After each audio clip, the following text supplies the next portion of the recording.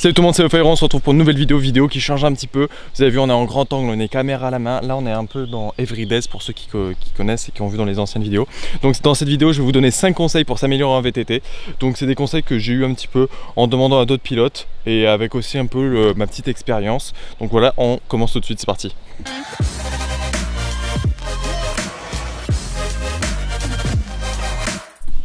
Premier conseil, c'est pour passer un saut, c'est de suivre quelqu'un, comme ça vous avez la vitesse. C'est-à-dire par exemple si vous avez un road gap ou un gros saut à passer, hop, vous dites à quelqu'un par exemple de votre club ou un de vos potes, s'il passe le saut, de lui demander est-ce que tu passes le saut, est-ce que je peux te suivre, comme ça vous suivez et tu vois si la personne devant toi, elle a la speed pour passer le saut et si c'est bon, vous y allez et tu passes le saut. Mais après je sais qu'il y en a beaucoup qui n'aiment pas cette méthode parce qu'ils ont peur de suivre quelqu'un, ils n'arrivent pas à se projeter. Donc ça marche pour certains, ça marche pas pour d'autres, ça marche pour d'autres, bref. Tu m'as compris. On passe au conseil numéro 2.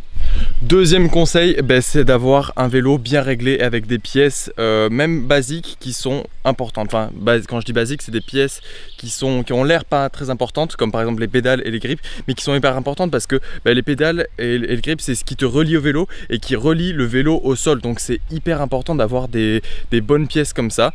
Et même les pneus c'est hyper important, ça relie le vélo au sol. Donc ça c'est hyper important. Putain, la caméra est hyper lourde.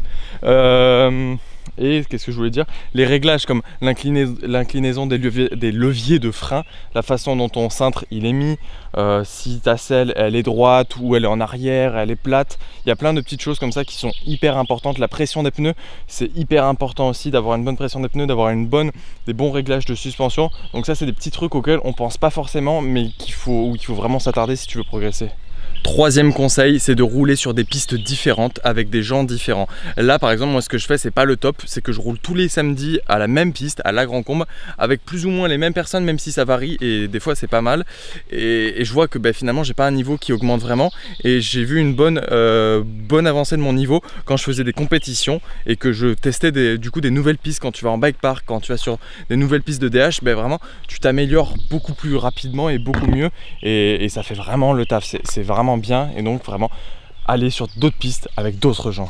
Quatrième conseil, c'est d'avoir une bonne forme physique. C'est pas pour rien que les pilotes pros, ils font des préparations musculaires, ils font des entraînements, ils font de la muscu à côté, ils font du vélo de route. C'est parce qu'en fait, il faut réussir à amener son vélo où on veut et pas se faire balader, quoi. Et puis même pour les chutes, quand tu te crashes, c'est très important d'avoir un bon physique pour minimiser les risques, pour minimiser le risque de fracture. Putain mais laissez-moi.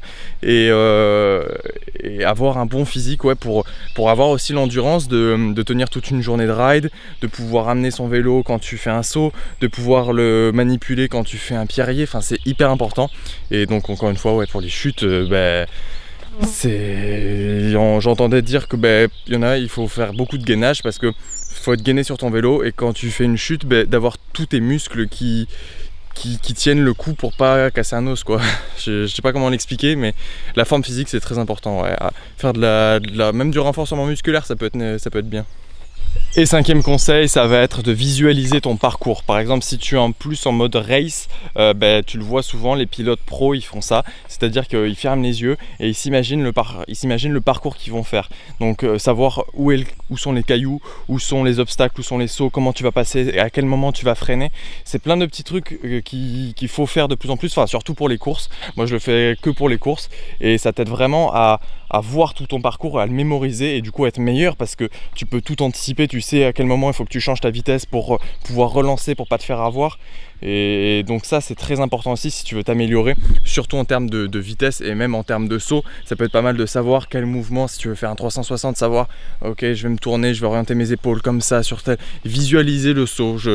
C'est un conseil vraiment important qui revient et je pense que c'est à faire, voilà. Du coup voilà, j'espère que ce type de vidéo un petit peu caméra à la main où on se balade et où j'essaie de vous donner des conseils sur différents sujets, j'espère que ça vous plaît.